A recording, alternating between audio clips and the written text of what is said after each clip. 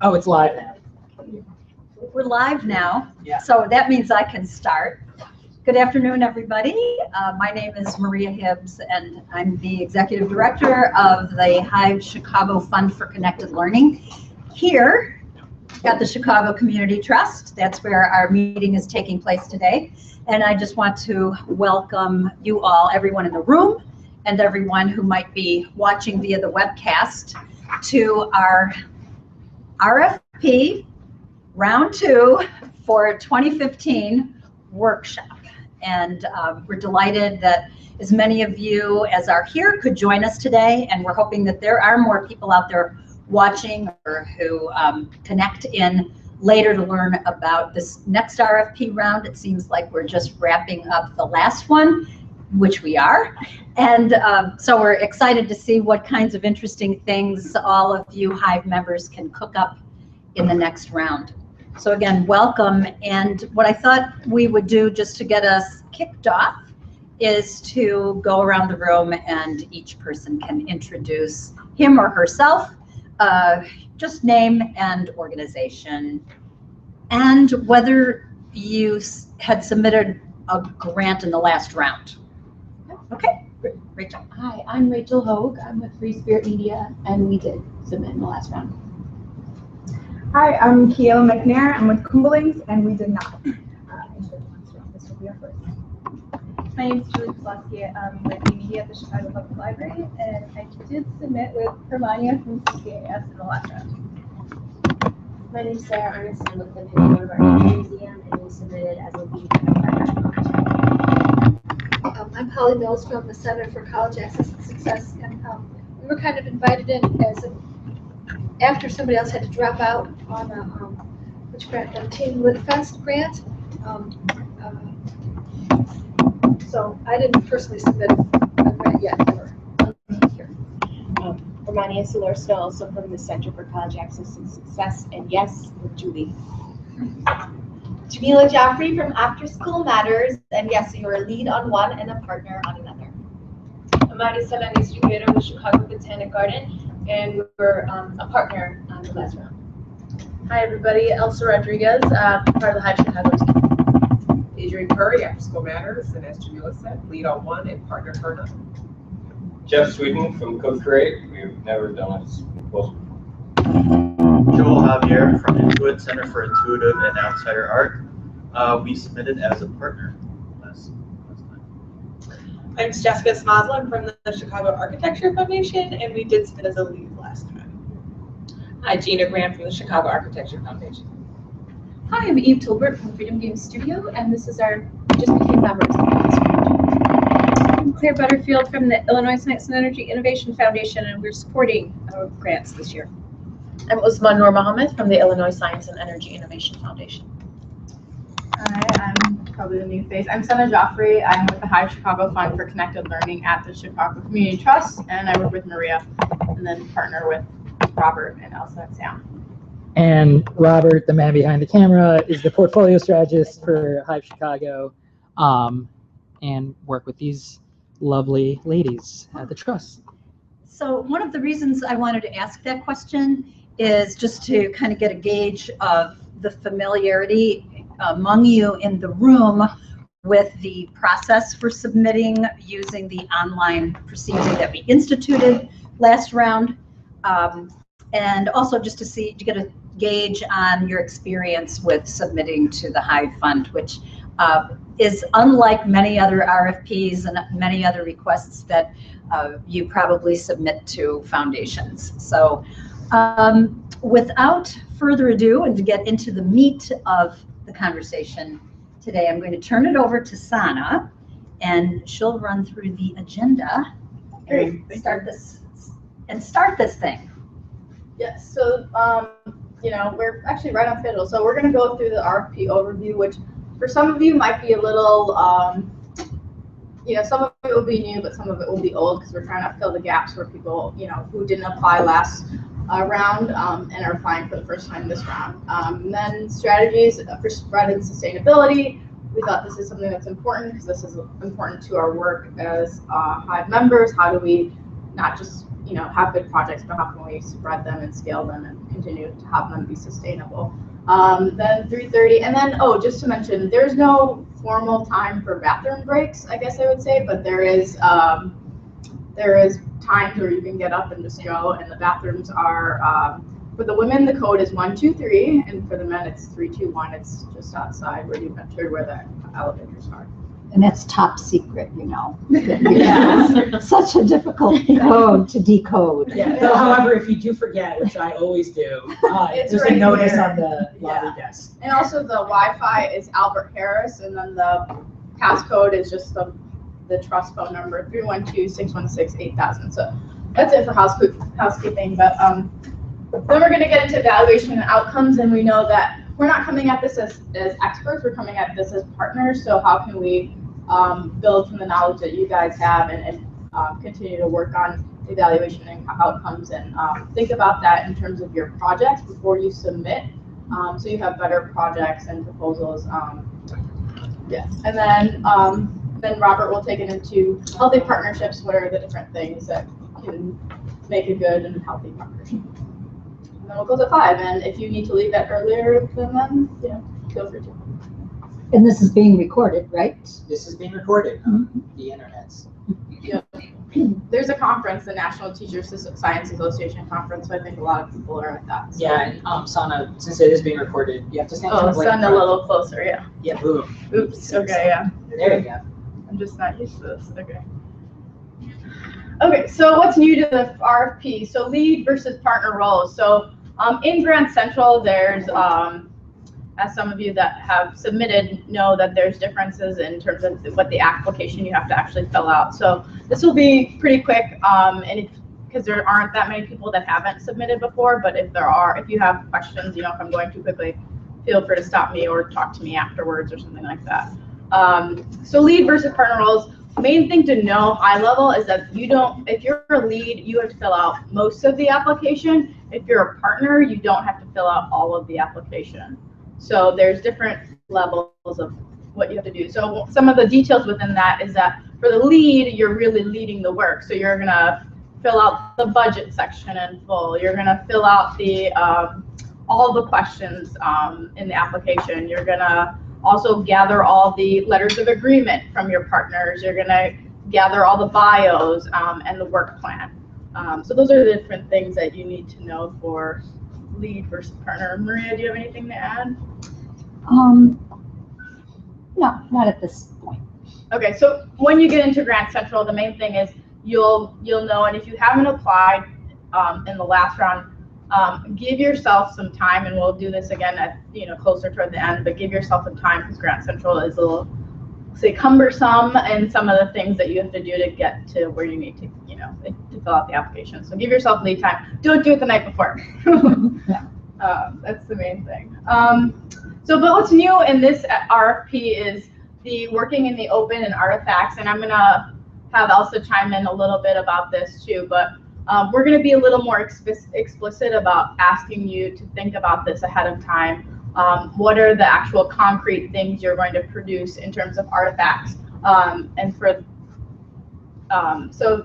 things to think about, and I'll let Elsa chime in here. Got to get from the camera. Yes. Hi, world. So working in the open, I think, can you raise your hand if you submitted in the last round or the round before?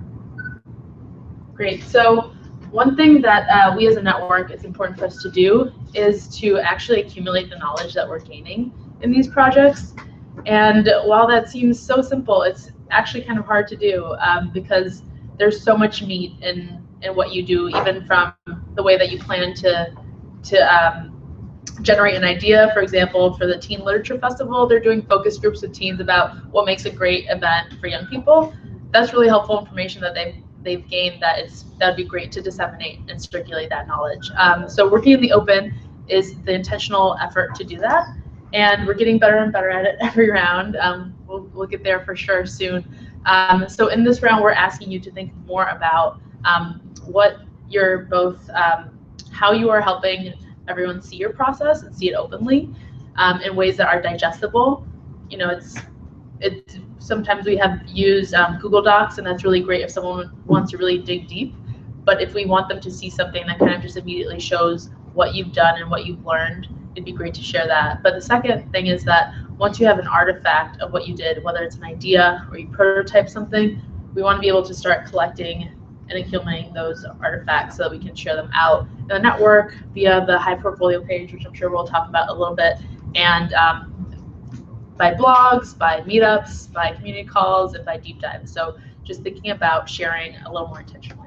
So what are artifacts? Could you kind of explain what that is? Sure. I'm trying to And what is working in the open? Yeah. So maybe for people that so breaking down jargon. Thank you, Sana. Sorry. So working in the open is documenting your process. Some examples of how this has been done in the past cohort for last year is a process blog. So we had some folks kind of update small little snippets of the work they were doing.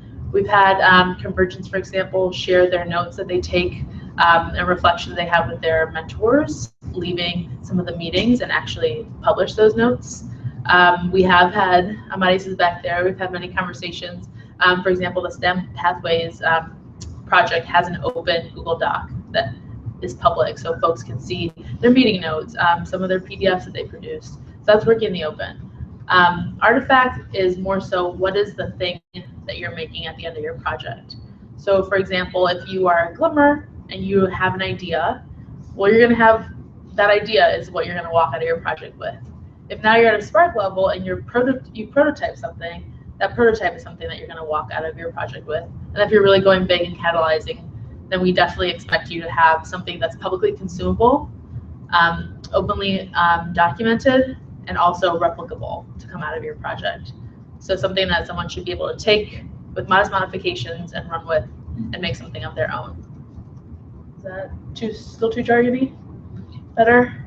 Yeah. Well, Cool. so something that I want to add Sure. to that is oftentimes in Hive grants, a lot of groups, a lot of partners talk about how at the end of the project, one of the outputs will be the creation of a toolkit to run a youth engagement or parental engagement. I'm just making that up, but just, you know, as an example.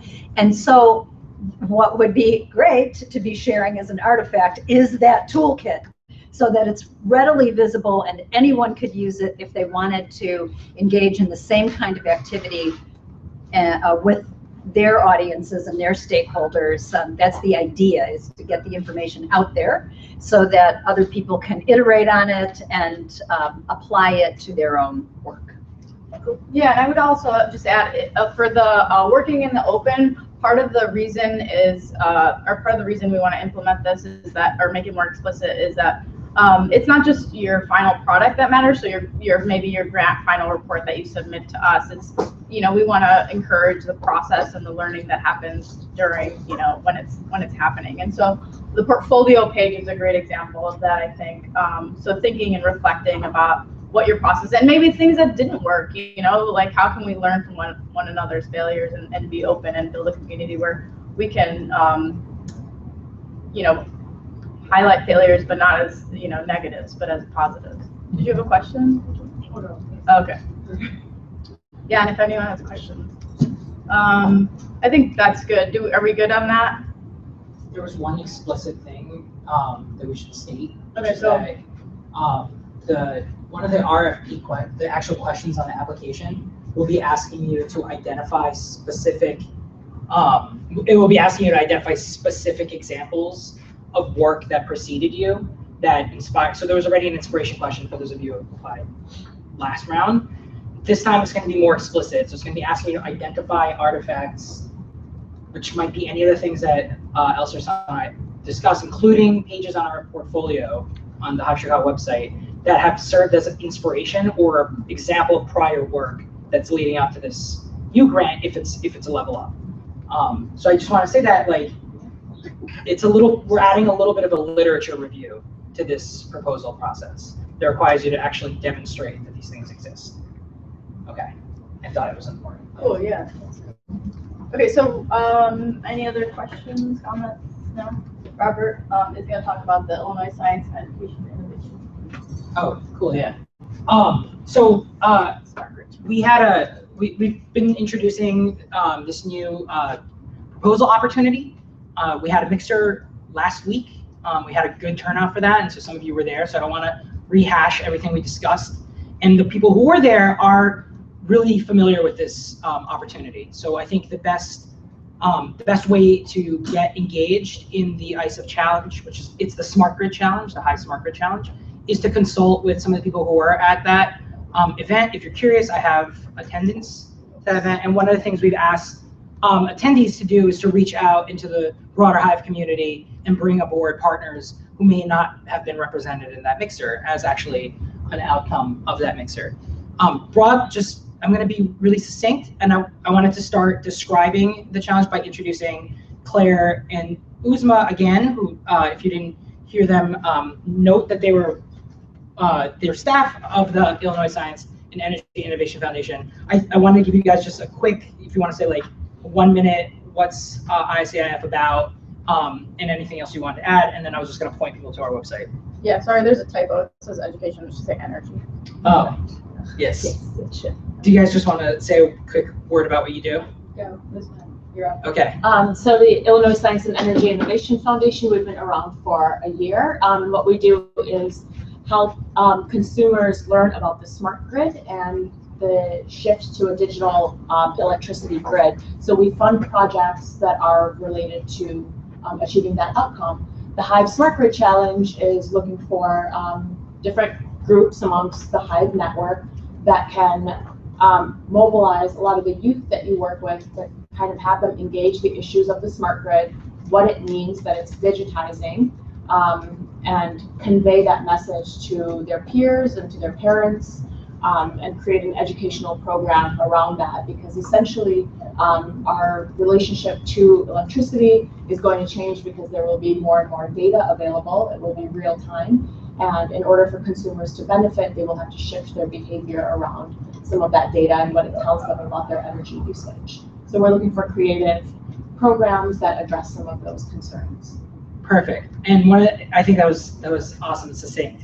So I don't want to belabor this. If you want more information on either the RFP or the Smart Grid Challenge, just go to hivechicago.org, either /RFP or /Smart Grid. It'll take you to a pretty comprehensive write-up of both of those things. And again, reach out to people who are at that event to get a little bit more information about it. I'm going to close just by saying what's unique about this challenge, and I think what's really interesting and why we really love to see Hive members bring it to this one, is that we brought ISCIF as a funding partner in a way that I think we all believe at the fund and at the network is a really sustainable and scalable way for us to engage a broader community of investment into what we do. So ways that people can use our innovation pipeline, our platform, our network to advance interesting solutions to their challenges. So with that being said, the other thing we wanted to note today was that as part of a process that I might get into a little bit more detail about, what's important to us is not just completely new and out of the blue, but also taking things that work, that have been documented well and that have a strong presence, and remixing them and reusing that information to help spread good work, right? And one of the things that we're really excited about is Steam Studio. So I wanted to give Elsa the floor again to just take a second and say a few words about Steam Studio and what resources are available. Cool. So some of you may have heard about Steam Studio. It happened twice, a design challenge program that Hive partnered with Digital Youth Network, Fuse, and several other folks to create this 1 week kind of boot camp where youth and teams responded to a design challenge. And that design challenge, so the key parts of this thing that we kind of want to say work is youth respond really well to design challenges. And youth respond really well to design challenges that are couched in the real world and have real world connections following them. So for example, and I think many of you do this in your programs, and we saw it work really well at Steam Studio. So we're excited about this model, and the Steam Studio model in the first iteration of it, which was the 2 summers, focused on fashion. So for example, a boutique shop in Chicago, a streetwear company in Chicago, and a jewelry design company in Chicago issued real challenges to teens. The first year was take a like early 1950s style and incorporate it into modern design. So teams worked on that, produced some prototypes, got feedback on them, iterated again, and then some challenge winners were able to actually have internships or work with those companies in an extended way. Last year, it was issued by the Kennedy Center in DC to think about jazz and apparel, blend those two together and produce something with that. And again, those teens got to work with the Kennedy Center. They're not like becoming the Kennedy Center's apparel designer, but they're getting to do a little something that's relevant. It was on the Kennedy Center website. It had further implications. They were able to develop a portfolio for real with those groups. And I think we believe that so many other folks can do that and are doing it in other ways. I want to shout out the Art Institute, who ran a Reimagine design challenge for their own institution.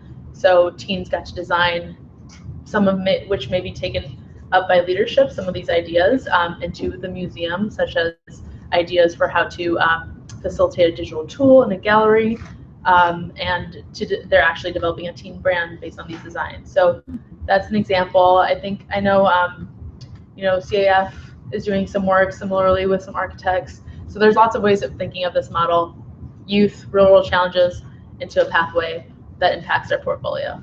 So I think that's what I have to say about that. For more information for things that already exist, the link, hivechicago.org/portfolio. You'll see a Steam Studio icon. You can click on it and be directed to that website and a toolkit that was developed for folks to think about designing something similar, and that can be your inspiration point. Absolutely. Awesome. Thanks, Elsa. And I think the key there is taking something that, if you believe works, and making it work for your institution. And if it's not a fashion pathway, what's a pathway that you can build around? And it's really a great place to sort of start at the glimmer or spark level and think about how to make it work for you, and then also continue to scale that up. And the portfolio is where you'll find all that information and other projects that could be remixed in a similar way. And we're definitely excited about Steam Studio remixes. So Sana, I think the next... We're gonna go into the source board question. Yes, I'm actually gonna back up to this slide then. Good call. Maybe, yeah, go for it. Where are moonshots in this? Is that for what? So can you add it to the? I know that's really maybe annoying, but if at this point if you're starting to have questions, put them on the board, and we're gonna do that just to keep track and tick off the questions we ask and answer. But can you just put like, what about moonshots? Where do they fit in? And my answer to that question is, I think we're going to get to it in a minute. Okay, you're breaking our process. Just let's make it work. It's good. It's good. It'll be good. It'll remind us to get back to it, and it'll remind us that it's important. And I encourage anybody else who's just like got a question, just get it up there. +1 somebody else's. It'll keep you moving and active. It's not a bad thing to get up and move around every now and then. So there was a question, I think. We'll get to evaluation, so let's table that. But there was a question about how many programs move up to higher levels. I think, Maria, maybe if you want to talk a little bit about what we've seen at the Catalyst and Lever level. Yeah, I think I really like that question, because that's one of the things we want to see happen, is to have projects move from one level to the next. Sometimes projects may not work out and may not move up to the next level, and the partners may come to that conclusion on their own and not even submit a follow-up grant at that next level. But to be clear, we usually have, and I'm working from memory here, so I could be a little off. We usually have about 18 proposals every round. It might be 15, might be 18. And usually 3 to 4 of those might be a catalyst. And maybe another 6 or 7 are sparks. The rest are glimmers. Every once in a while, we'll have one lever grant, which is the highest amount awarded, and that's the one where you're poised for sustainability and moving forward with whatever your outcome is, you know, without the support anymore of the fund once that project is completed. So that's about the ratio. I don't know if that helps, but a lot of times, and I really want to reiterate this, is a lot of times one isn't moving up to the next level because organizations, partners just, you know, don't want to submit a grant application for the next level for whatever reasons. There could be a lot of reasons for that.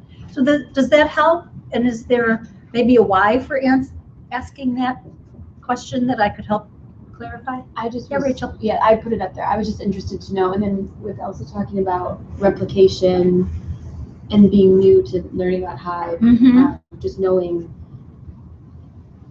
if you're encouraged to look at something that has worked and then try it with your organization, and then would that be at a certain lower level to try it out? Or is it common, this is a separate question, common that the 3 partners you were with for the, you know, Spark level, that all 3 are then gonna propose the next level again together? I guess just in your, That's the right question. Right.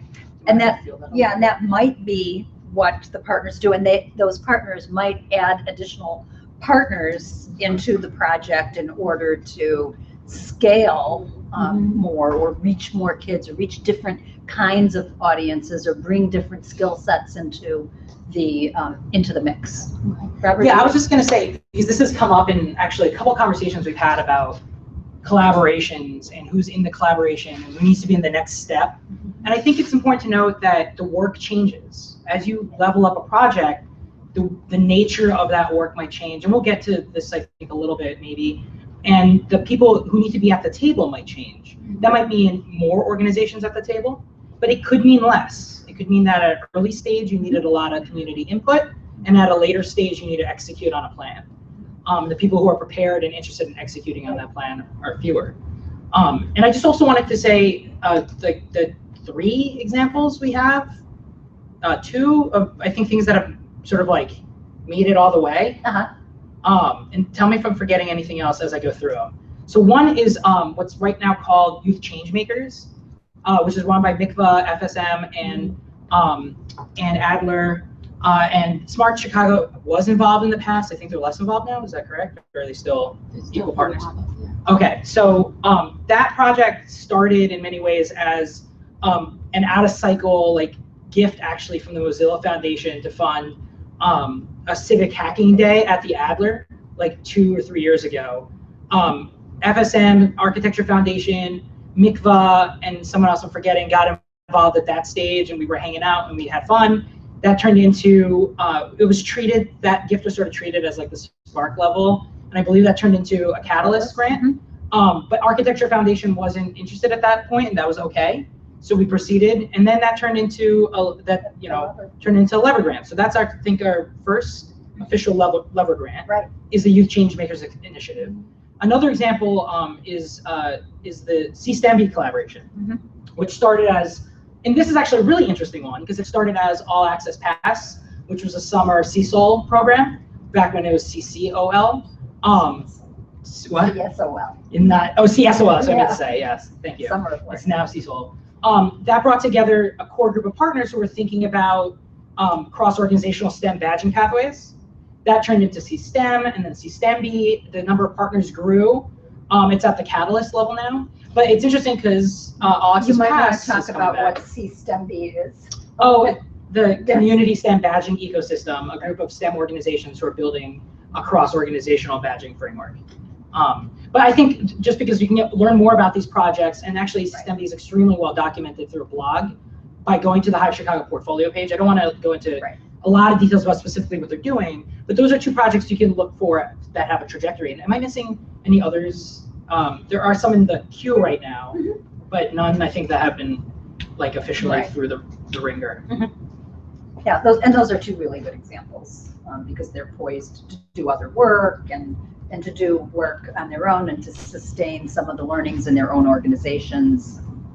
Well, I think what's interesting about the CSTEMB one is not only that it's made it to, say, like Catalyst or whatever now, but that the All Access Pass group has sort of come back together and is thinking about how to take that early iteration and take it in a different direction.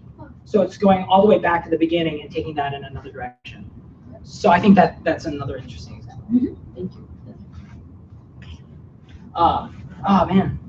Oh, This computer really wants to restart. You can change that. Yeah, let's make it Good. 4 hours.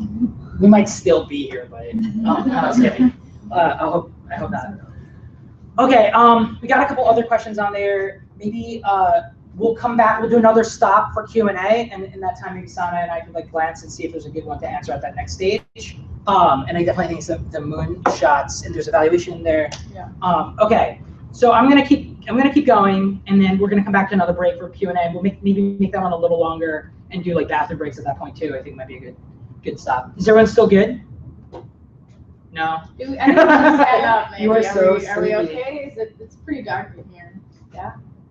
Okay. Do we need to take like a jumping jack break or something? Yoga. We could do. Should we all? No, it's okay. Yeah, just. Yes, they're trying to be energetic. Down or dog. Yeah. I'm not even good at it. I can touch my toes. That's all I can do. All right, cool. Let's plow through the next part and look at some of my pretty pictures. Okay, so the RFP's got some new elements to it. I think definitely the things in the last round, most of it's the same. The issues around artifacts, partnering, and we're going to talk a little bit about evaluation and strengthening that section, but it's not a whole lot different. Look out for the artifacts and the ISO challenge. I think is a big new things. So this next part I think we're going to shift into is thinking a little bit more about like what is it that Hive's really trying to do? Because I don't know that we always make that very clear. We talk about spread and scale, and I don't know if I'm going to improve the situation today, but I mean pictures, which is already a good step.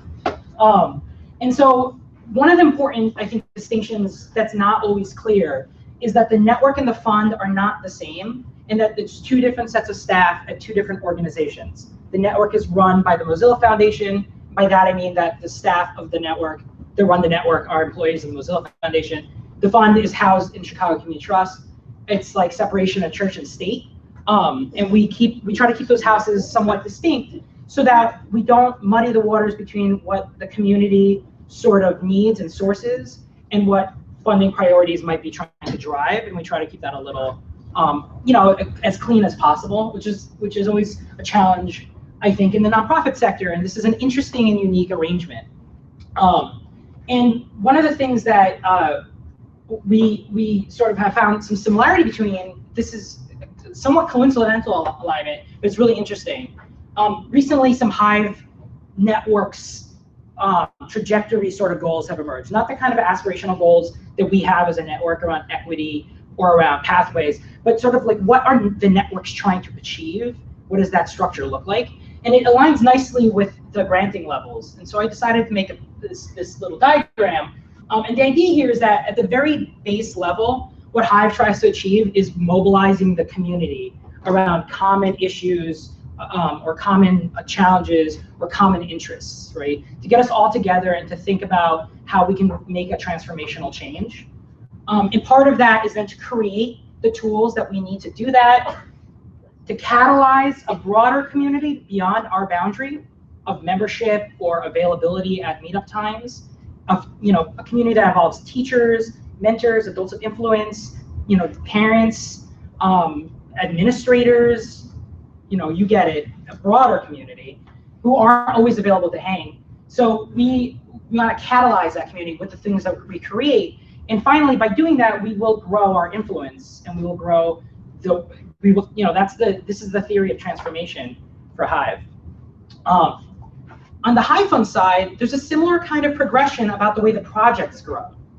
If you can think of a parallel between these two things, where at the smallest stage of the Glimmer Grant, you're really building a collaboration of like-minded individuals. You're mobilizing a group of people to take an action. And at that spark level, you're creating the prototype tools that are going to help enable that change, right? Or help enable that action. But by the time you get to the catalyst level, we really need, we can't keep growing. You cannot be sustainable alone. Sustainability means either a giant financial influx or a culture shift. right? You don't necessarily have to pay to make things spread. You can spread by convincing others that it's important or valuable or works. So the catalyst and lever levels are really that piece where we get other people engaged in it and then we push it out and let it have a life of its own, which requires a certain level of sustainability. And we need to think a little bit about what that sustainability looks like.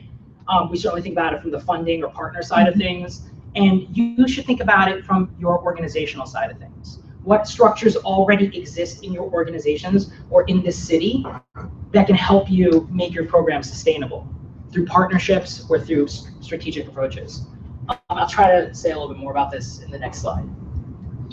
So the thing that we keep stressing, I think, in our conversations with you one-on-one in trying to help you develop your proposals is to think big, right? We're always saying sort of like, think ahead, think of what the lever project's gonna look like. Think about the big change you wanna see, the big project. But big ideas start as small prototypes, right? There's this mantra of fail early, fail often, because an approach to solving a big problem is to try out a lot of things and see what sticks. There's another approach, which is to sort of iterate on the existing models and tweak them a little bit and hope that makes a change. And there's lots of people trying to do that too, to make the school day a little longer and see if a slightly longer school day improves test scores and the existing frameworks that we use to assess kids. I think the Hive's really going for a different kind of change, a change that requires I don't know, whatever. I have no sports analogies, don't know why I ever go there. A far afield approach, right? To try to go out into the wilderness and see what we find. I don't like That's a hiking analogy. Done. I was almost gonna think about what you can find in the wilderness. Okay, so what I'm really getting at here is that your big idea starts with small attempts, right? What we want you to think about is think big, but then break that down into what you can do now. What can you test? What are some of the pieces? Now, when I said sustainability can also begin with your organization, you may already have a lot of the other pieces of the big picture figured out. You may already have a dozen different youth programs that target an eventually big picture outcome, right? But you need to fill in the gaps. Or you've got programs that aren't working, that they need tweaking, they need to be adjusted. That's a great thing to bring to the Hive Fund, is to say, we've been doing something in a traditional way, we want to try it differently and see if it helps us fill a gap. Or we're missing this piece and it's an exciting and important piece to complete a pathway, right? That naturally builds in a sustainability for what you're doing, because as you grow that project, you're integrating it into the existing structures in your organization that already support this work, right? So do you already have a school partnership and a after-school club and a drop-in center at your organization, right? But you're kind of missing some internship experience that's more intense to get them to that final professional step or something. Complete that pathway, right? You've already got a recruitment vehicle, you've already got engagement efforts, but you need to complete that pathway. So when we talk about things like pathway goals, we're talking about that. We're talking about making those pathways, finishing them. Mm-hmm. Also cross-organizational. So it's not just internal, but I'm using that to elaborate on the point about how your organization can complete the picture. Of course, the big picture could be a cross-organizational one. So the sustainability may not be about how your organization can sustain this forever, but it may be about how you're going to leverage large city institutions, distributed networks, nationwide initiatives to spread something that you're going to create, and you need that to build that collaboration with those distribution channels, right? There's a lot of different approaches, but I think those are maybe two ends of the spectrum. One is sort of building on what you already have, and the other is thinking about how to spread your stuff out. So this picture was sort of to emphasize that, and I stop me from being too heretical. And I am saying this because I think the example we gave about All Access Pass is a good example of something that actually started as two separate sparks for the same idea. In some sense, bad. It's a different diagram. Let me try a different approach. So you might have done 2 different sparks already, and you may have learned 2 things from that spark. It's okay to stitch those ideas together and go bigger, right? If you can demonstrate that there was learning there, and you have a way to level up those 2 ideas. I'm just trying to say it doesn't always have to be spark, catalyst, cleaver. Yeah. It can be spark, glimmer, spark. It's not always linear. Catalyst, right? It's not always linear. Perfect. The reason I was going to the past piece is that's actually one spark that generated 2 trajectories, which is a different diagram, but I wanted to make sure I touched it. So I hope that is a nice picture to keep in mind in the future when you're thinking about how you approach these things strategically, and thinking about sustainability. So I'm gonna pause now. I'm gonna leave it actually on the slide, but I'm gonna pause now and do some Q&A stuff. And I think the moonshots is a great place to start. Simon, do you want to see if there's any other questions that you think might be great? I can't read. Can you read? Yeah, I can read it. My glasses aren't good enough. So here's actually a great place to talk about the moonshots. So what I've given you right now is a perspective that is an organizational perspective. I think this is the perspective that I had as a staff person at the Adler trying to build teen programs, right? It was, how do I connect what I'm doing to these bigger trajectories and stuff like that? But you can think about this also from the perspective of the big ideas being our aspirational goals, right? So these big ideas being things like we need to establish a more equitable environment in Chicago around resources and access to programs and stuff like that. In that case, the moonshots are these little concrete areas that we're trying to identify solutions in, right? Where the moonshot might be like the catalyst, and the little seed solutions and stuff are like the glimmers and sparks. So things where we're trying to say, equity is a big problem, transportation is a piece of that big problem, and here are some solutions to transportation. So the connection between these 2 is that sparks are opportunities for you to say, I'm gonna try this thing out in my organization, and while I'm doing it, I'm also gonna put a specific spin on it to also answer a transportation question. So as I'm designing this program, I'm gonna design it to address an issue in transportation, right? I might build in icebreakers that I'm gonna get funding, I'm gonna design a program from scratch potentially, right? This is an opportunity for me to build in some of the moonshot challenge seed solutions into what I'm doing. On the flip side, it may also be an opportunity for you to say, I'm going to generate a solution for the moonshots, right? So I'm going to actually use this as an opportunity to bring a solution to some of these problems in the design of my programs. So it's finding that alignment and getting focused about how your new little effort can address our bigger picture goals, which it's a parallel. This is a program approach perspective, but there's also a collective action perspective. What about, You can take the floor too. this is a follow-up question on that, but what about, should proposals be addressing 5 moonshots?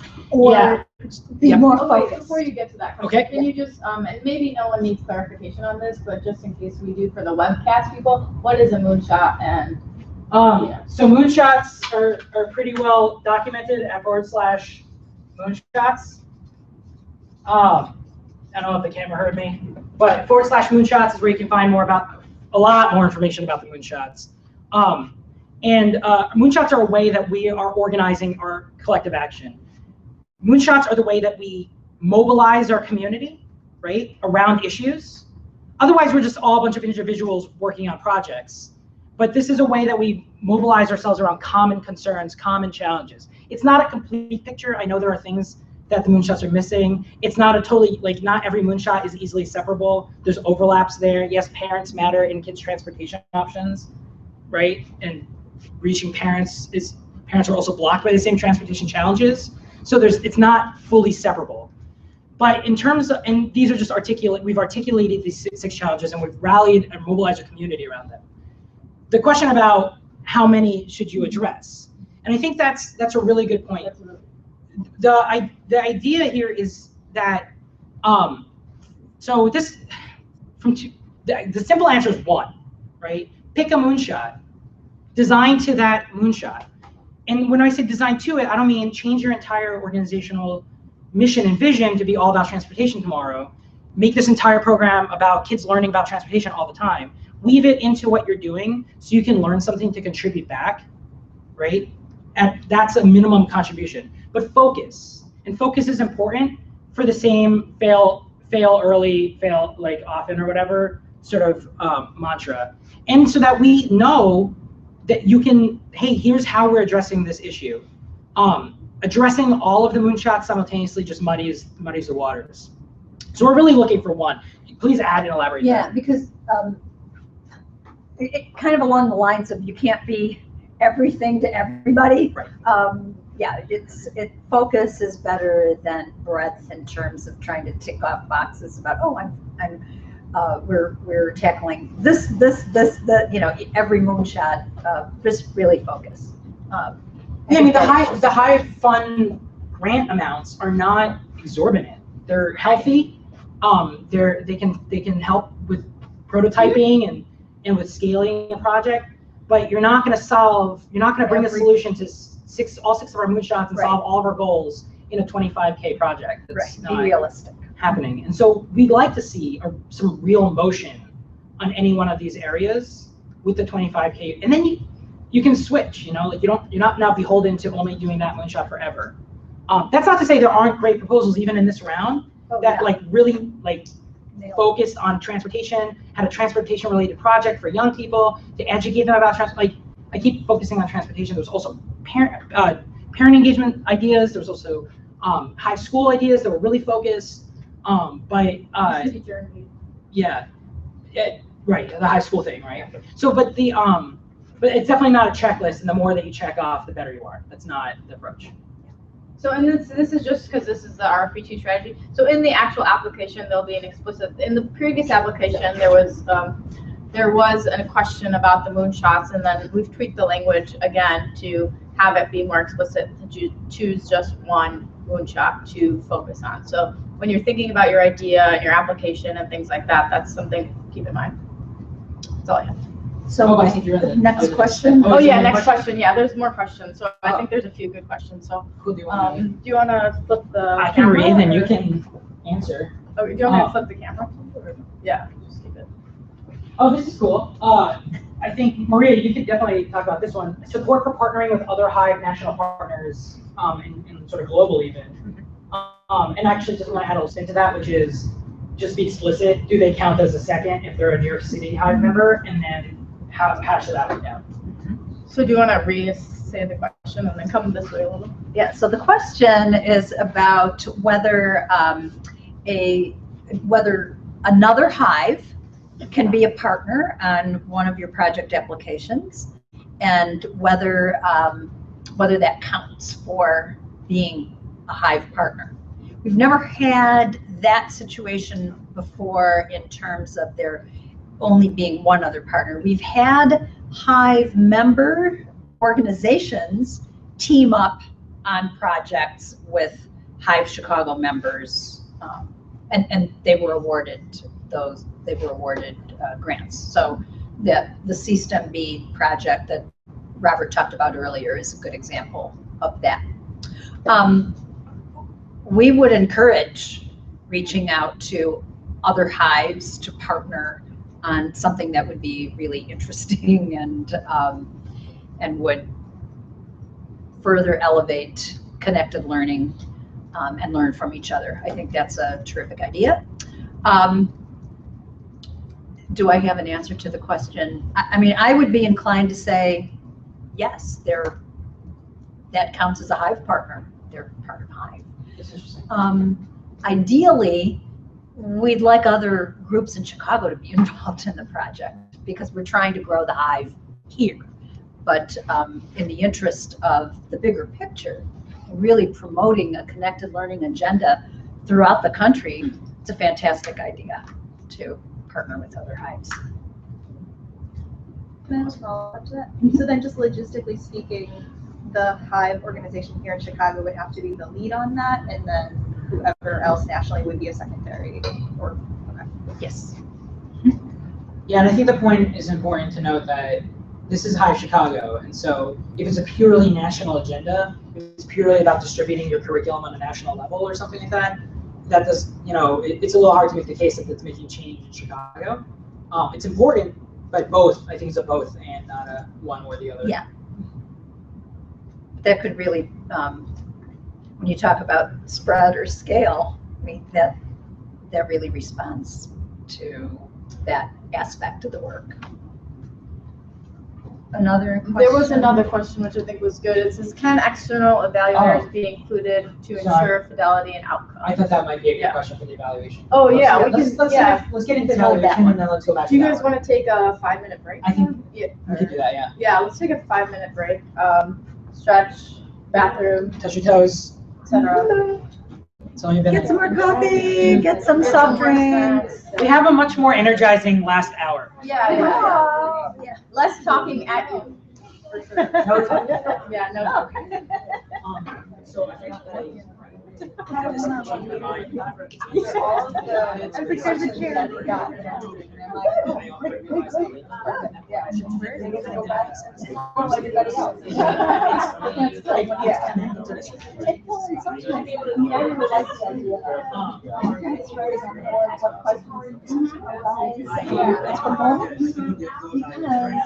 You might not write it down, and then here we are. We're good. Really good on time. Yeah. Really good. Oh, I have that in here. Yeah. That happens to me all the time. Yeah. Oh, I forgot, I was running down that note, I forgot it completely. Yeah. I don't even know. Yeah, I don't know. If I can breeze through this, I mean, that's great. They are, but you know what's funny? I was looking at the two different. If we start at 3:45, that's why.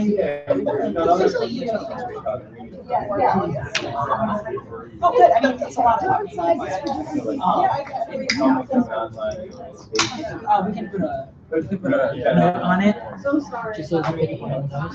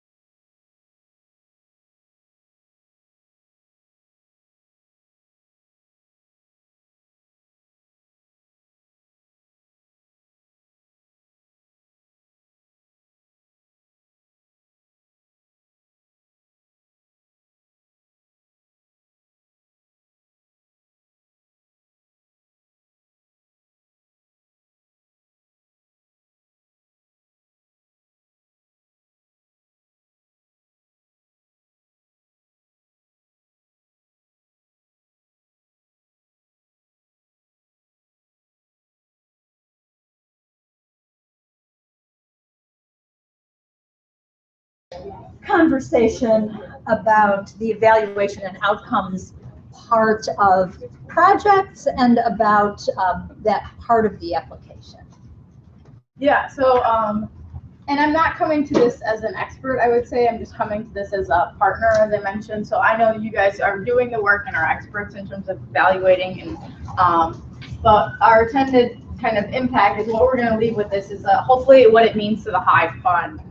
What does evaluation mean? Why should we do it in our projects, and why should we do it as organizations, etc. And then we just have some simple framework or concrete examples of evaluation outcomes and measures that you can use actually in your application. So this is the point of this is to be an exercise to kind of continue to think about these things. So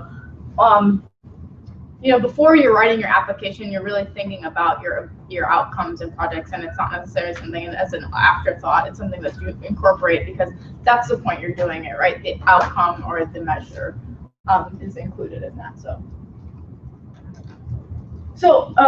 we're gonna pair off in just a second, but these are two examples. So outcome A is, these are just fictional examples, for example, and we know that there's limitations within Grant Central for the word count for outcomes and measures, you know, of filling that out, so keep that in mind. But for this purpose, there is no word count for character count limit, so go crazy.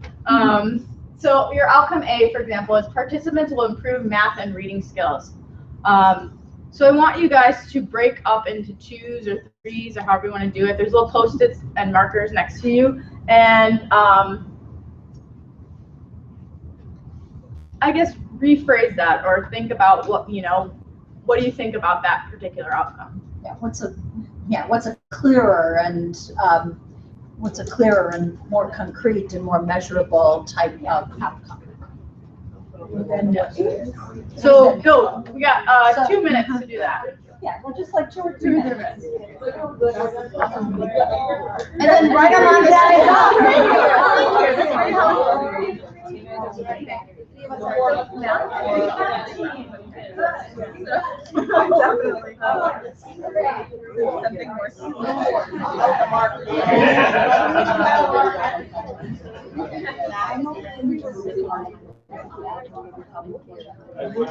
Invasive photos.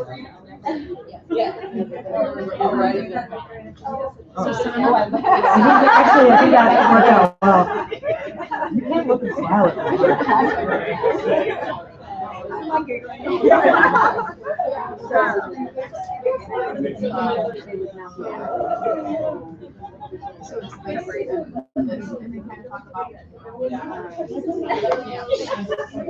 You can talk about it.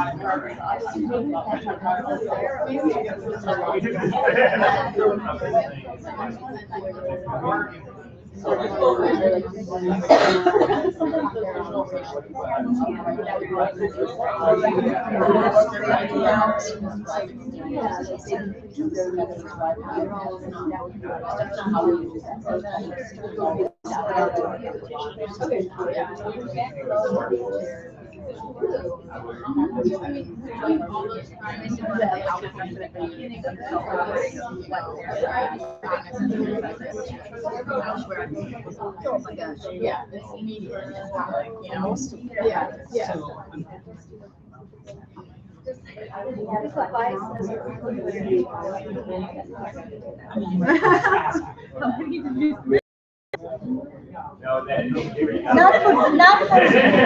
Not for right now. You might in the application,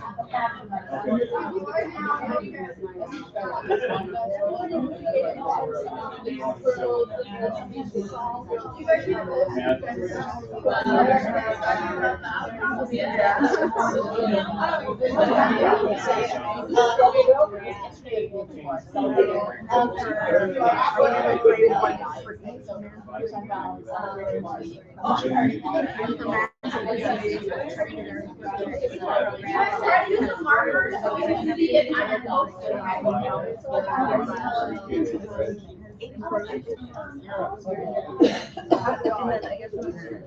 Yeah, write it down. Make it a little larger so we can put it on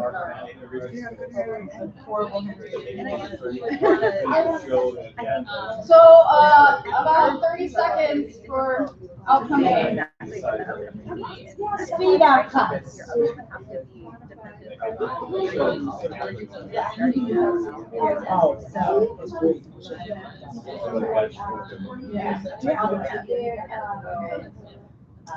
Oh, that's great. Yeah. Hive members at work.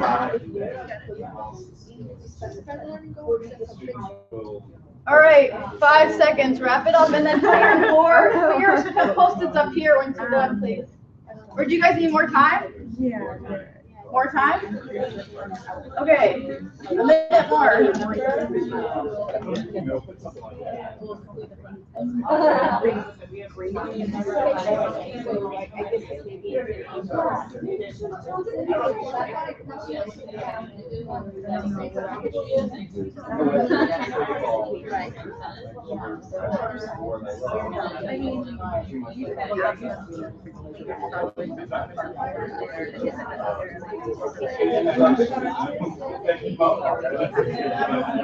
We're talking about a specific schema.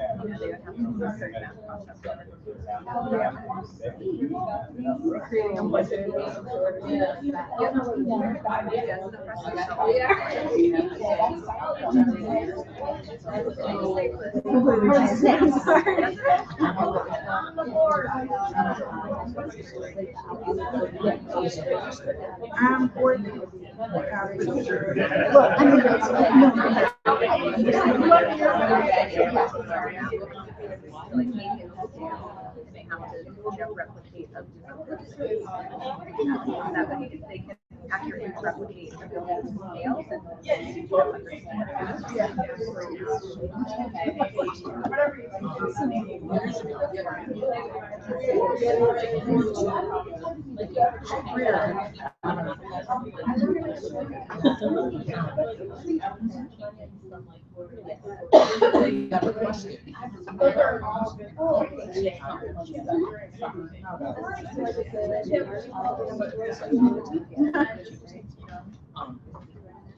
Okay, are we, I only see one post-it. Can we, yeah, put them on the board right Okay, there. put it on board.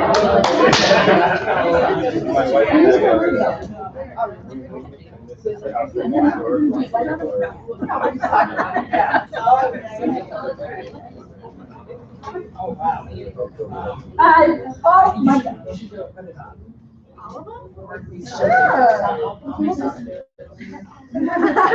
The point is, we're not going to vote on the outcome, who's better or anything like that. It's just going to talk about the process and, you know, thoughts. yeah. Whoa.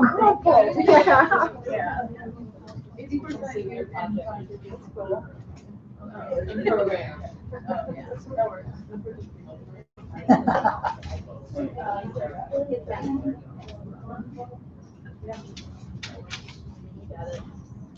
Yeah, I was wondering if they were, that's why I was holding to it. I thought the sticky markers. Yeah.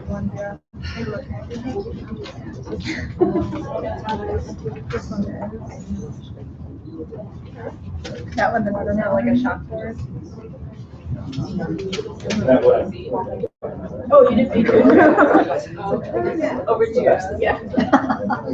Right. We always like help take students. Oh, really? Okay, what do we have there?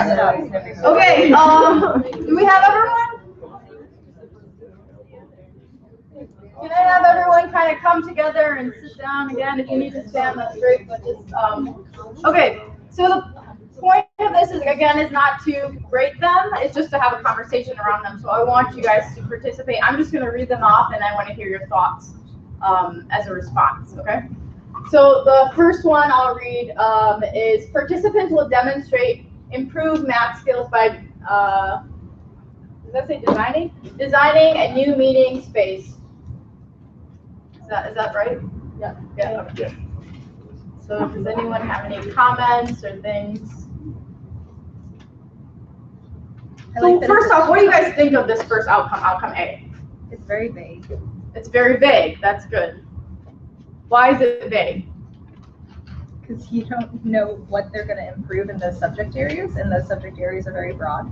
Okay, great. We probably wouldn't use that. I mean, to say that what you're doing is improving math reading skills is very difficult to say you have a direct causal relationship to that. So I probably would go that route. Yeah, that's a great point. Causation and correlation are two different things. Okay, go. What did it say on our thing again? Oh, on that random groups thing? Is it the one that I just read? Participants, Participants will demonstrate improved. Wait, what's the first word? I'm sorry. Participants will demonstrate improved math skills by designing a new meeting space. I think the key in it is a new meeting space like the room we're in or something. I think the key is demonstrate that outcome doesn't show any demonstration. It doesn't show how you're accountable for it. And I think that by demonstrating and using that, so yes, they're improving math by being able to use it to design a meeting space, but that's the demonstration of it. Any other comments or pushback or things about that comment within that? So how will they measure it? They either built it or they didn't build it, or they either designed it or they didn't design it, or? So this is the outcome, right? And then in the application, there's a section that says measure, what are your measures? So How will we know that that happened? It's built to scale, it has the right portions, the ratio, the parameters, all of that. Successful outcome will be a demonstration of the learning. Yeah. I think there could be various, I'm sorry. Well, just thinking about it from an implementation point of view, if the goal of the program is to have the demonstrated outcome, then that would make sense. If the goal of the program is to make sure that each youth in the program has increased those mathematics skills, then I think you need to supplement it with another form of assessment, because if they're working collaboratively, there might not be gains for every student. I mean, that would be like a nitty-gritty. That might not be the level of evaluation that you would need for this. That would be maybe in a school-based setting. Those are all good. No, those are all good points. So yeah, thank you for mentioning that. Yeah. I think the evaluations, I don't know, because like you said, that's another question. That's either built or isn't. I mean, I think that's a factor, but as Eve said, I think that you then sort of look at maybe each student's, each participant's input in that. The room isn't built by one person, and if one person did a measurement that they didn't know how to do before, that in and itself is a demonstration that should sort of be honored. To say that it's built, well, it's built requires a lot of new things, so I feel like it could be broken down. Yeah, so that the students understand the process versus just the final product, but working through the process of being a part of different components of that process. Okay. I have some others. So participants will read X number of books. Right, that's maybe addressing the reading skills. There's fine print at the. Oh, sorry. There's fine. fine print. I think it says the efficacy of the program will be determined by their reading success on a reading value. Okay, so that's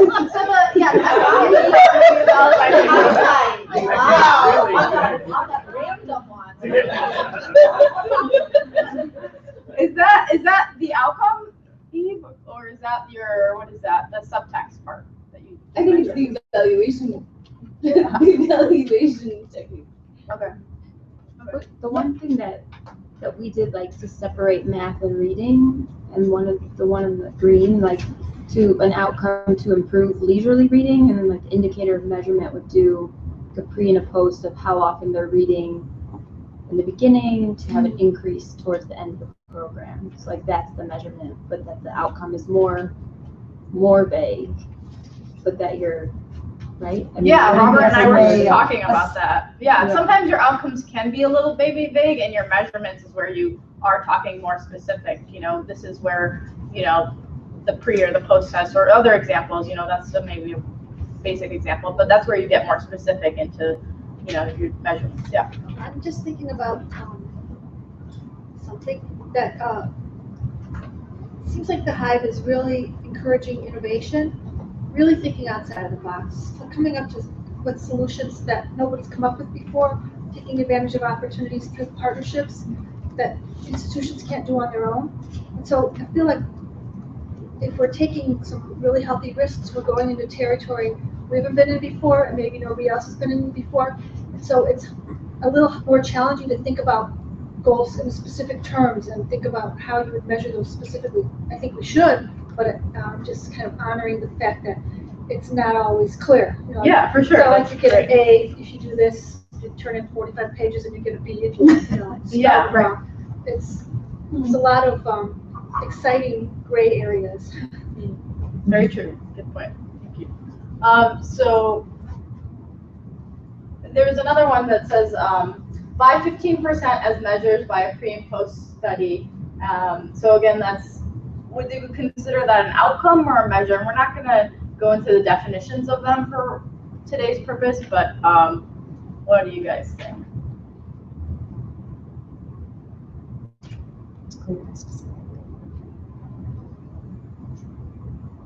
No comments.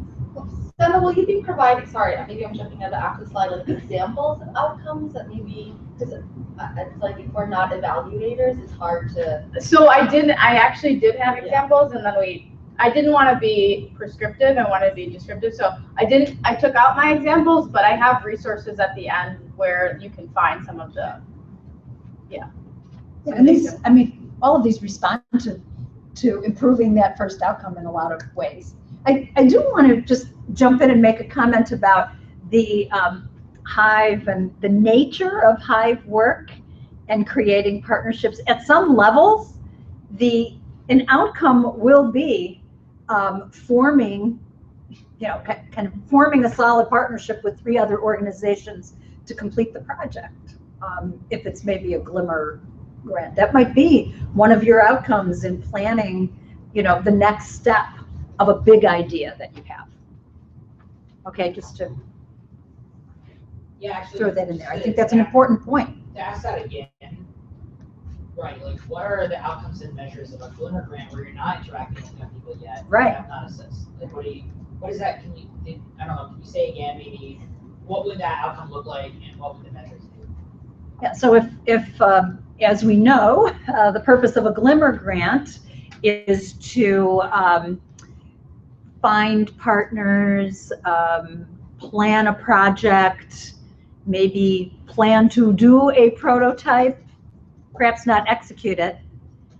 Those goals that you want to reach at the end of that little glimmer grant are the things that that's what the outcomes will be. We're going to, our aim is we will have formed a partnership with 3 organizations to move to the Spark level. We will we'll have a plan for prototyping in the Spark phase. Okay, does that help make some sense? Okay. Okay.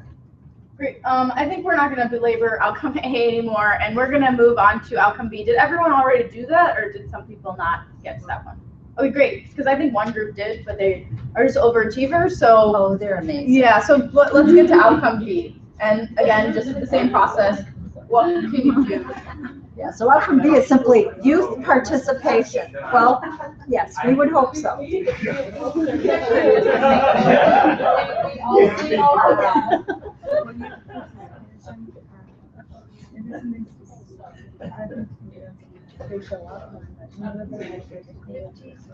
going to read them? No, they're still working.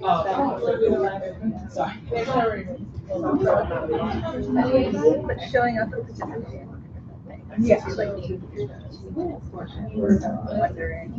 well, because circle up, that means that you have to, so what it is, you get in touch with each other, and then you participate in the program. So it's like a check-in. Yeah, exactly, saying you're there, saying you're here, you're alive. So you're alive, okay. And then participate.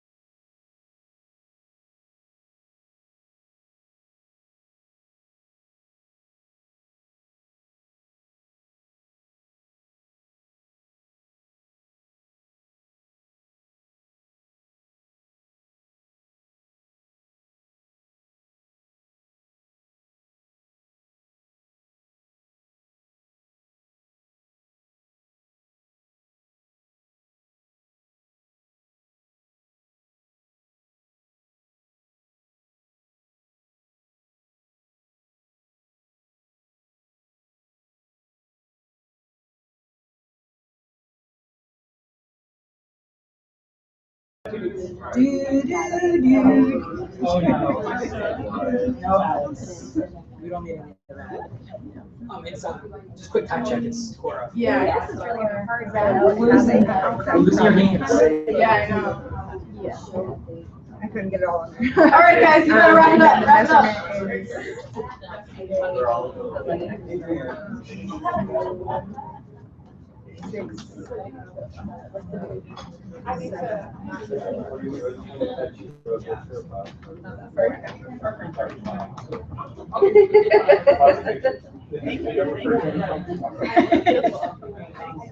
A two-sheeter.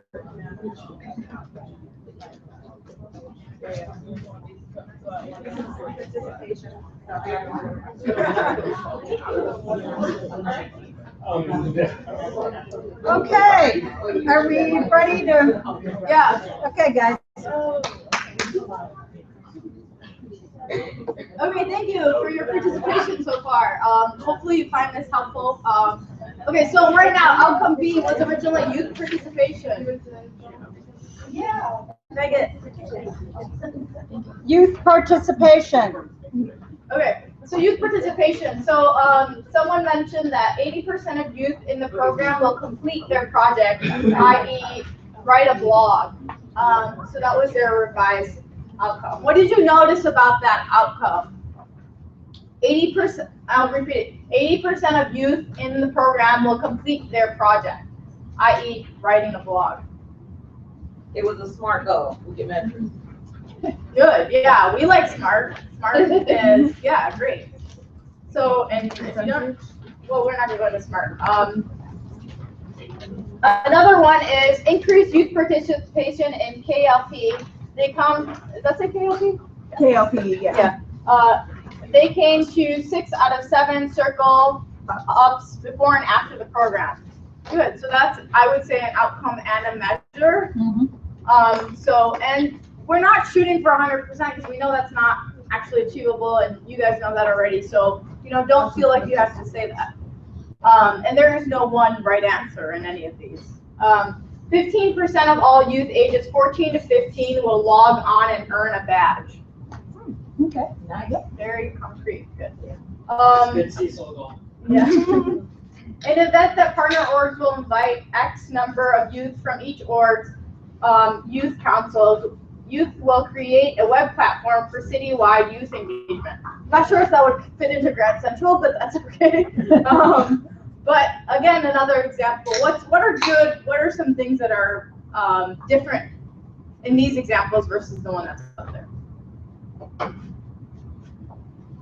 Details, Specific, measurable. Yeah, specific, measurable are, yeah, all SMART. Okay, good. Yeah, this is not supposed to be, there's different levels of expertise in evaluation, and we're not saying that we're the experts, and so that we wanted to make sure that we're learning together and that we're, continuing to think about these. Okay, so why is this important? Before we get to this, Maria's going to talk a little bit. I think the why, so why is this important? It's important for us as the funder to be able to, so we're a funder and we're a grantee. So we have to raise the funds that we grant. And so we have to, we want to be able to talk in some broad terms about the things that you're able to achieve in your programs. What are the benefits? How do all of these outcomes add up to a bigger outcome for the kids in Chicago, for teachers who are better able to execute and help their kids explore new things and achieve new things. What stories can we tell as a result of these outcomes? That's part of the reason that it's important to us. That's part of the reason that we want this kind of information, is to be able to tell your story, our story. What's the bigger network effect? What are we achieving here? And at a point, people expect that kind of response from us when we're going to them to invest in the fund. So that's, one why. The other why is just to have a sense of where do we still experience gaps? What kind of work do we still need to do? So set those, look at those outcomes, set those outcomes, measure what you've done, and we'll figure it out and work it out together. If you were, if you had a proposal in this past round, the current round that's still active, that you haven't gotten word on yet, we did some site visits. And one of the first things we asked on the site, in those site visits, was, what's the big idea?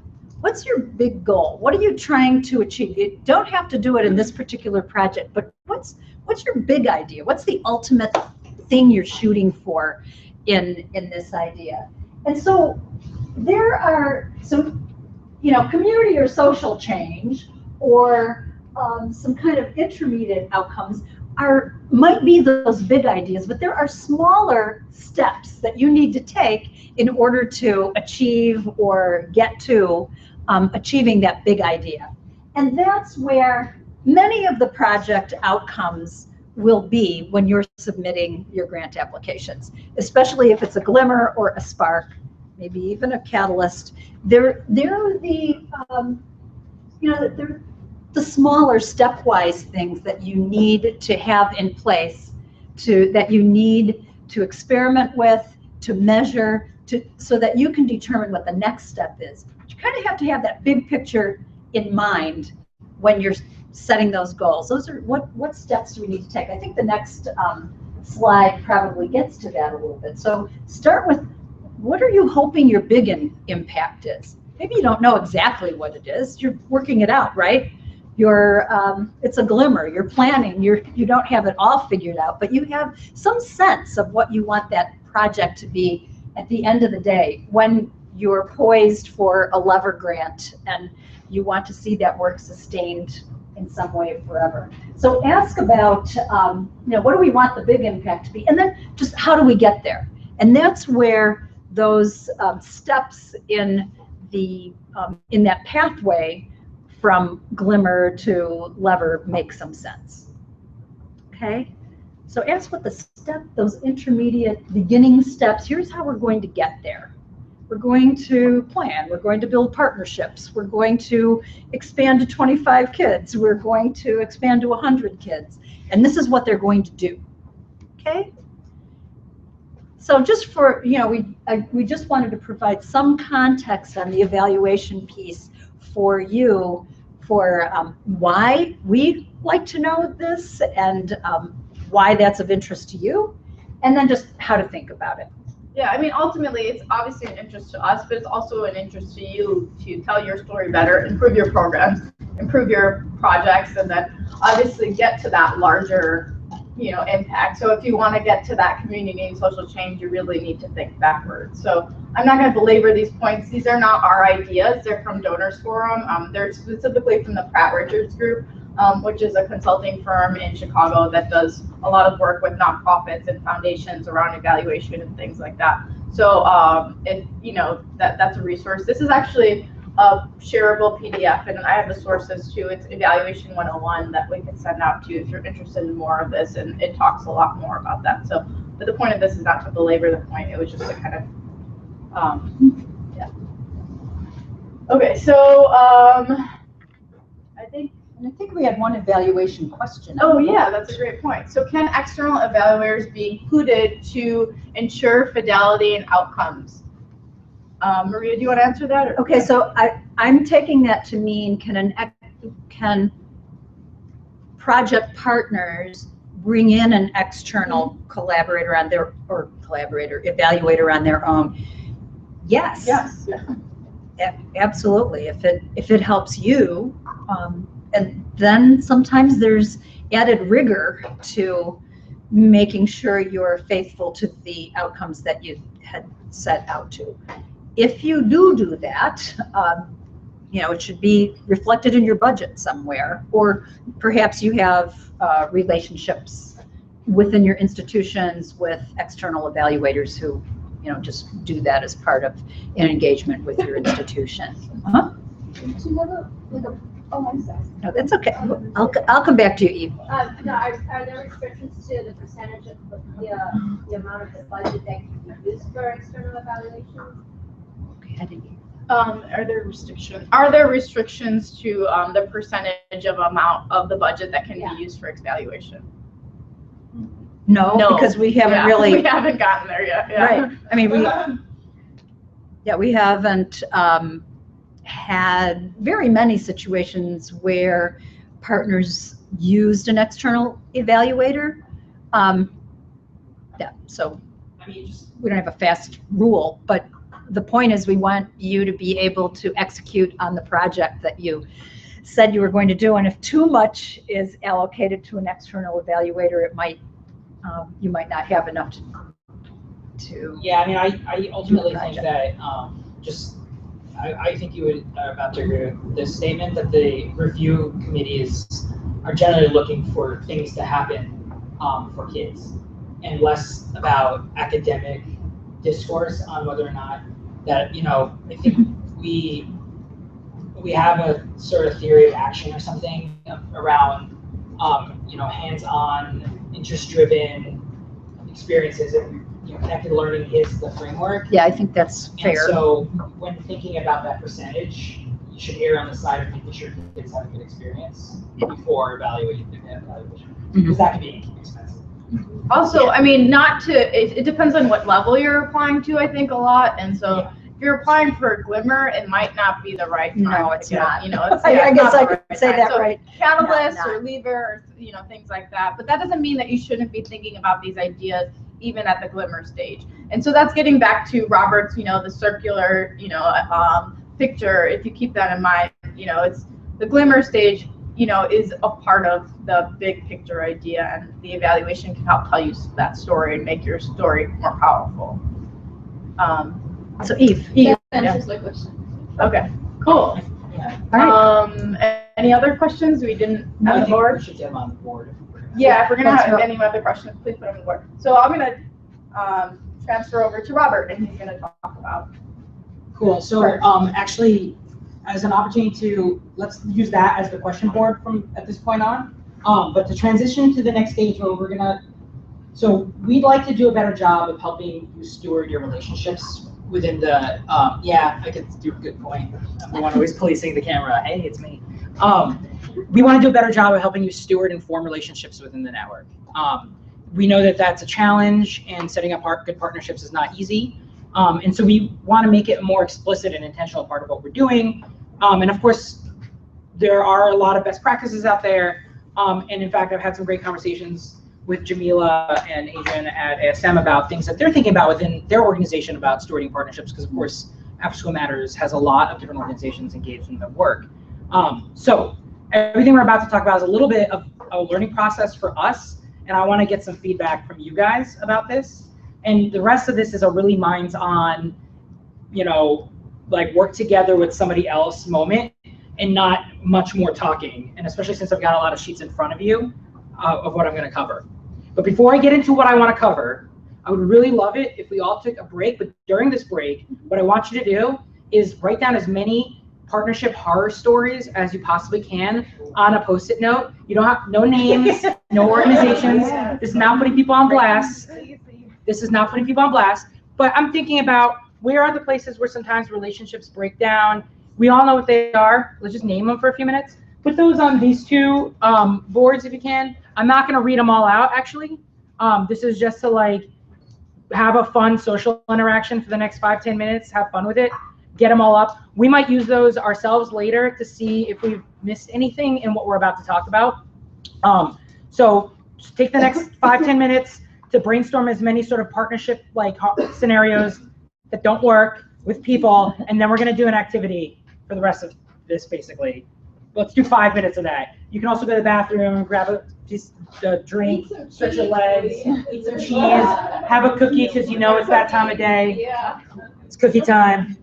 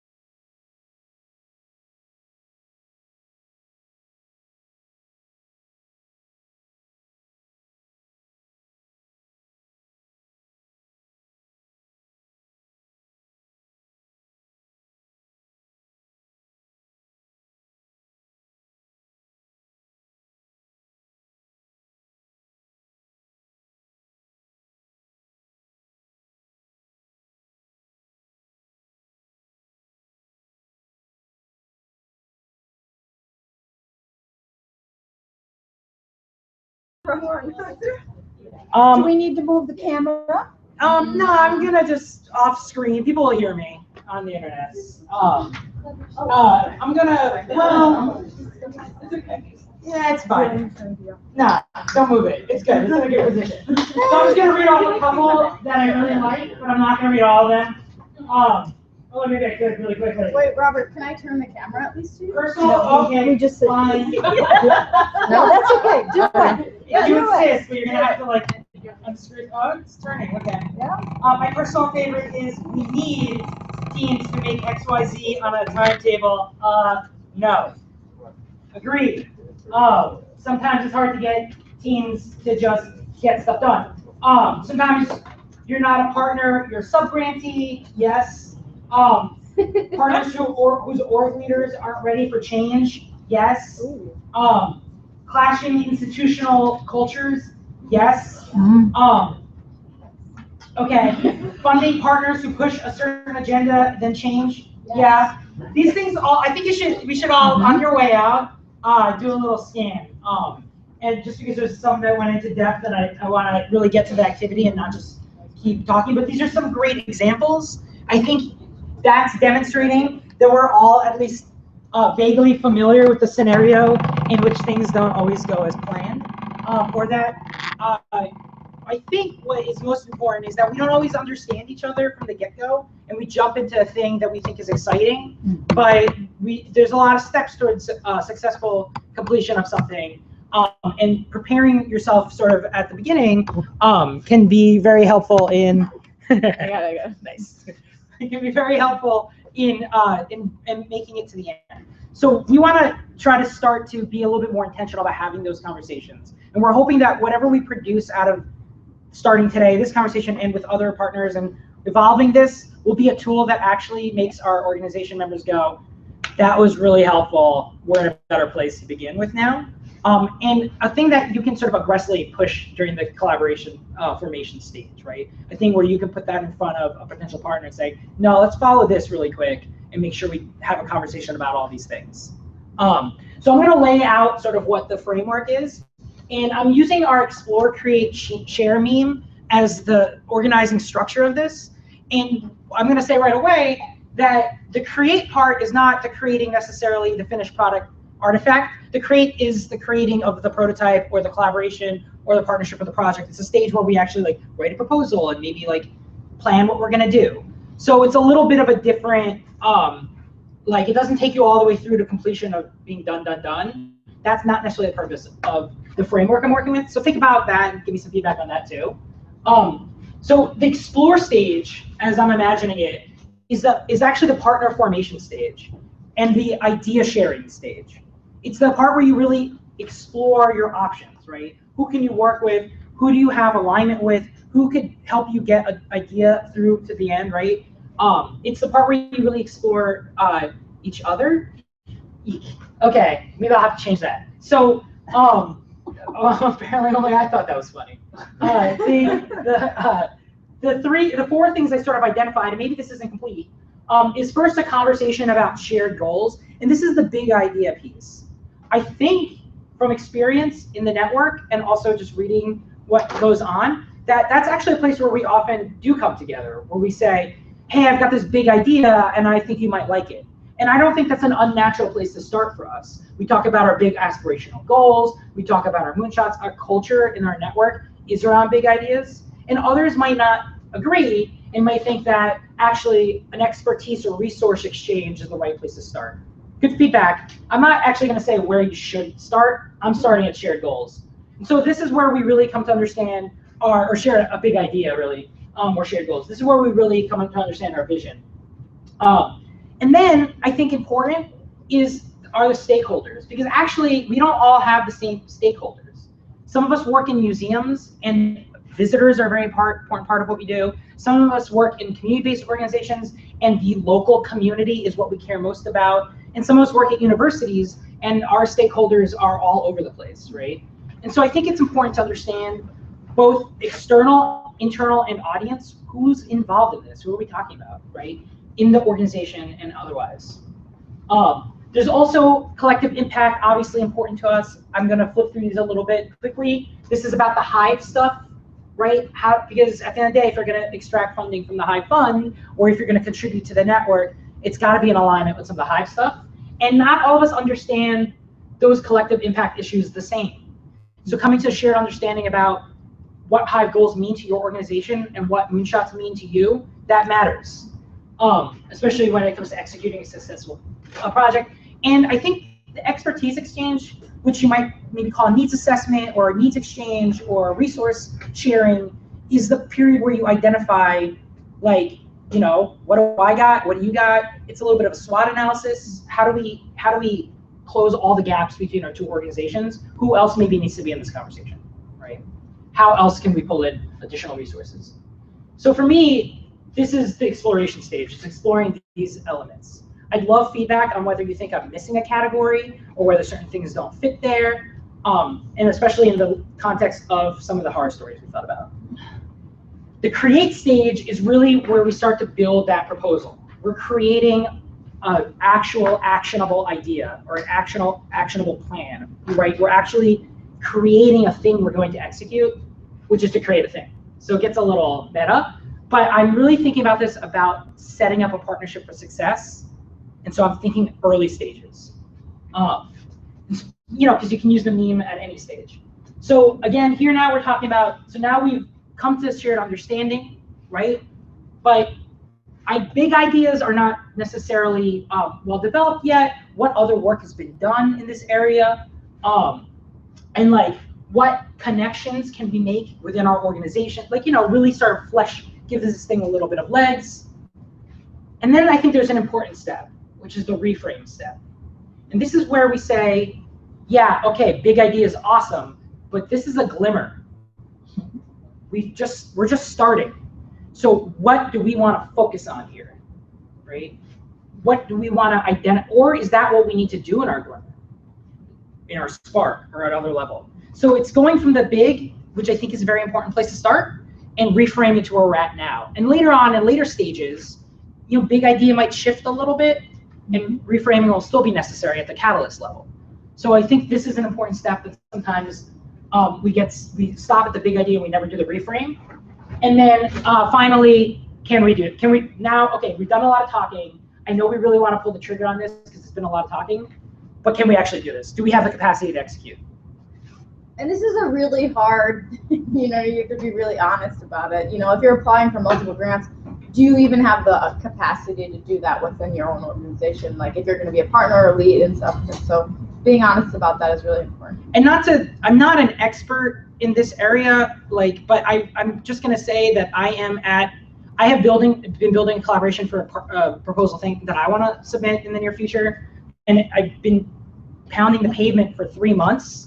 And it's getting to a good place, but I know I might have to pull the plug on this thing because as we start to really reframe, as we really start to narrow up what we're going to do, it's starting to reveal a lot of questions about, do we actually have the capacity to execute this? Yes, the money's good, but it's not good if we're not going to succeed at it. So, you know, I'm always kind of aware of the fact that at any moment, even when I get really close to the end, it just may not really be feasible. And I think that's an important reality check. Or who can we bring in to make this possible, right? Or go back to the reframe again, make it doable. And then finally, last step is the sharing. And I say this as the last step of the beginning because the sharing is something we do when we work. When we're talking about working in the open, right? That means we don't share when we're done with the project after we've been funded, we did all the stuff, and now we got a thing and we dump it in place. It's part of our ethos, it's part of our culture. So sharing is actually the work. It's not the product. It's not the final output, it's the process. And so there's sort of two things to think about here, just quick. It's about, you know, connecting up, sharing to connect up future pathways, and also producing a consumable, right? This is the sort of the outcomes that you're working towards. That's part of why you're sharing, is to make new connections and to tailor a thing that'll be usable to people. And then a very important part of this, and this is where we're going to wrap up, is monitoring and reporting. Collaboration is not going so well anymore, maybe because things have changed. someone thought they were really excited about a thing, but it's not as exciting anymore 3 months into it. Maybe it's a time to have a conversation, right? So regular check-ins with your partners to see how things are going. Are people still plugged in? Are people still excited? Is this still working? Are capacity issues a problem now? Those are things that not only should you be doing, but Hive staff on the fund and the network side are here to help you with. And so don't wait before an issue becomes irreconcilable to reach out to us and say, hey, just can't get in touch with this organization, don't know what happened, because maybe we can. And that's all it takes. All right, so that's sort of the partnership model that I want to play with as a skeleton. What I'd really like you guys to do is, and this is one of those really awkward things I'm going to ask you to stretch on.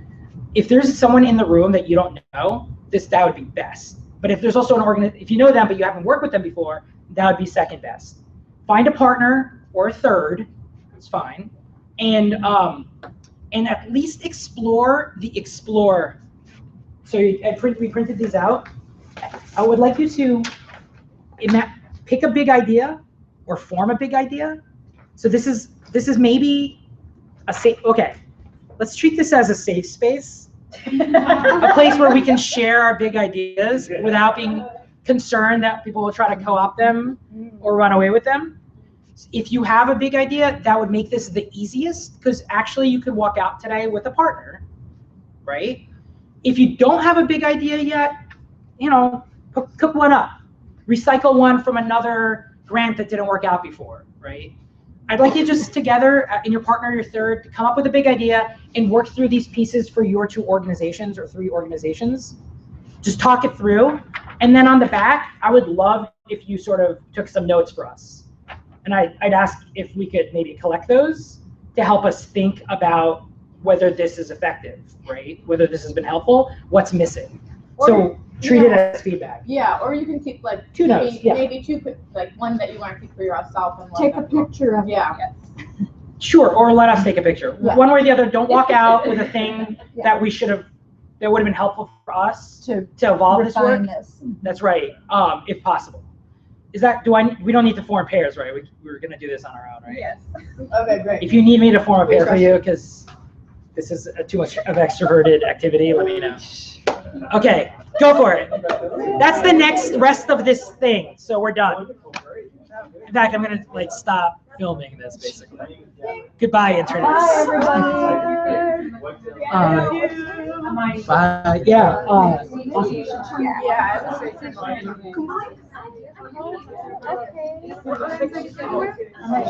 Yeah.